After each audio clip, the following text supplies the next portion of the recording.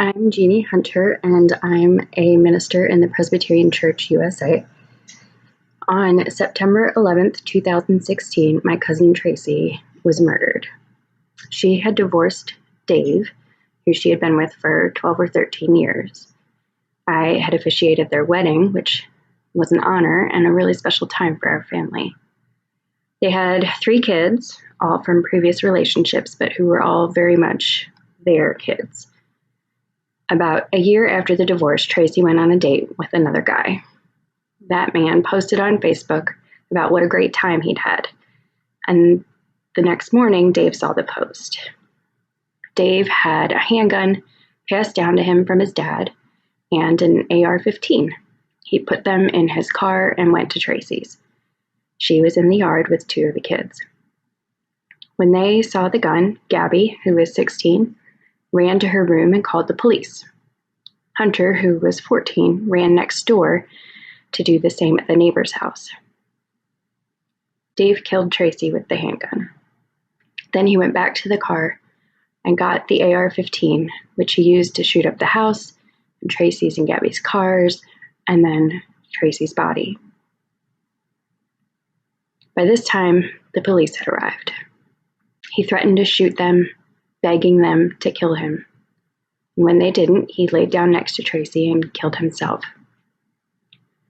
Tracy was joyful, funny, smart, and fierce. She wasn't perfect, nobody is, but she was pretty great, and I miss her. But I don't miss her nearly as much as her kids do, or as much as her dad does, or as much as her sisters do. Gun violence doesn't just affect the killed and the killer.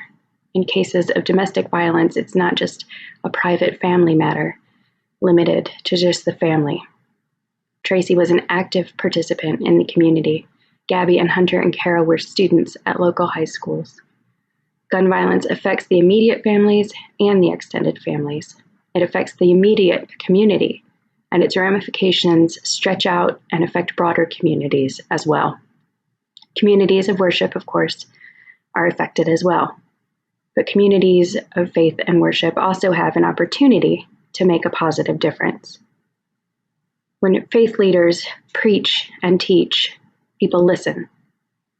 We must preach against violence in general, and domestic violence and gun violence in particular.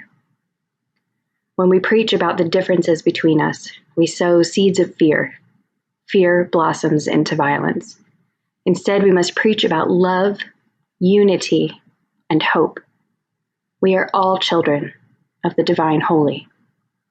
When we preach these things, when we sow the seeds of love, unity, and hope, we bear the fruits of peace, justice, and joy.